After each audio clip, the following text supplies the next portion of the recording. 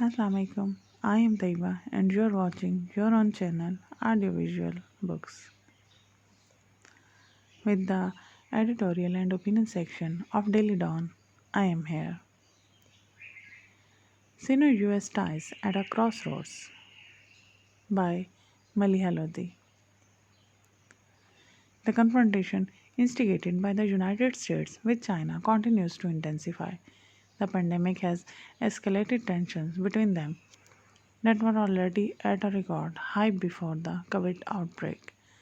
This fraud situation has variously been described as a new Cold War and of the post 1979 era, a geopolitical turning point, and less seriously as Cold War.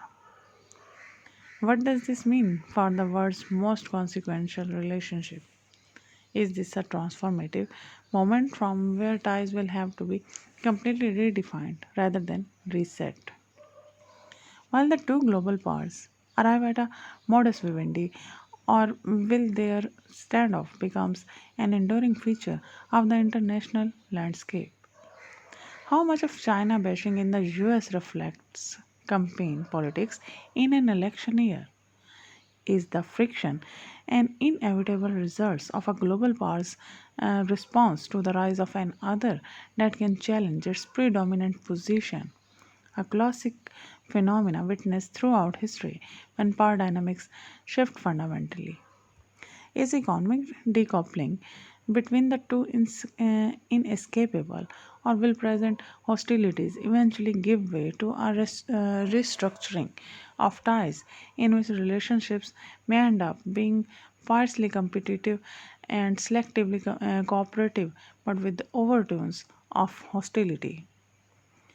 Clear answers will emerge over time, but a key factor that could shape future relations will be the US presidential election in November, when the next occupant of the White House will have to decide how to manage relations with China to stabilize the relationship on new terms or embark on a course of drawn out confrontation.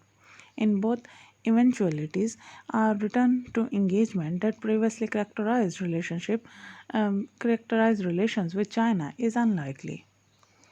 The future course of Sino-US ties will have far-reaching consequences for the world. This is because the political consensus and public opinions that has emerged in the US fanned by the President Donald Trump's action and rhetoric sees China as an adversary that has exploited the US on trade and poses a strategic challenge that needs to be counted and contained, not engaged. Many foreign policy advisors of the Democratic contender for the presidency, Joe Biden, also happen to be hawks on China. Therefore, whoever wins the election will likely follow a tough line on China. Beijing's interest lies in de escalating tensions and steadying relations. But it is up against the weight of US led Western opinion that has become increasingly skeptical and hostile towards China. The European Union, which has strong economic equities in ties with China, is being assiduously courted by Beijing to encourage it to follow an independent path from Washington. But developments in Hong Kong have added to Europeans' suspicions of China. In the face of Trump's provocative statements and actions during the pandemic, China has generally kept its cool, reacting sharply only when Washington crossed certain red lines or when Trump's patently misleading narrative needed to be countered. But top US officials, led by Trump, have continued virulent criticism of China. This provoked China's Foreign Minister Wang Yi to warn that the US was pushing China to the brink of a new Cold War. But he also stressed that both countries had a major responsibility for world peace and development, and that China and the US stands to gain from cooperation and loss from confrontation. There are limits, though, to China's forbearance in the face of offensive US actions. There is fresh thinking in Beijing about how to deal with a more antagonistic Washington and growing nationalist sentiment that their country should push back against Western criticism and US bullying. This sentiment is already driven a more assertive Chinese policy in Asia. China is expected to emerge as the world's largest economy in a decade. This should itself persuade the US and its Western allies that engagement is necessary in their own interest with a country that will be pivotal to achieving post pandemic global economic revival and addressing a host of other international challenges. However, this rational calculation and also the fact that China remains Washington's biggest lender may not be enough to overcome the US apprehensions about the challenge posed to America's global position by China's rise. A report titled United States Strategic Approach to the People's Republic of China, submitted by the White House to Congress last month, lays bare these wide ranging concerns. It says that US national security strategy demands that Washington rethink the failed policies of the Pakistan 2 decades. Policies based on the assumption that engagement with rivals and their inclusion in international institutions and global commerce would turn them into benign actors and trustworthy partners. The future approach should be based on tolerance of and greater bilateral frictions. The report says that America is in strategic competition with China. China and enumerates the economic and security challenges posed by Beijing.